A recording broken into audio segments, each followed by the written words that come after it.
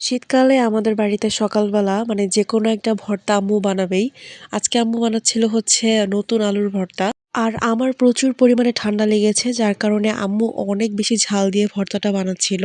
প্রচুর পরিমাণে ঝাল দিচ্ছে। দেখতেই পাচ্ছেন কি পরিমাণে শুকনো মরিচ আম্মু নিয়েছে ভর্তাটা বানানোর জন্য। তো সকালবেলা ঘুম থেকে উঠে আমি দেখলাম যে আম্মু উঠানে বসে রোদের মধ্যে ভর্তাটা বানাচ্ছিল।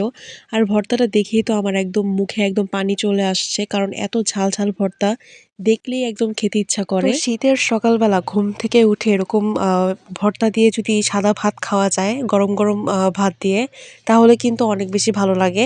আর আজকে তো এই ভর্তাটা আমি খেয়েছিলাম গরম, গরম সাদা ভাত দিয়ে।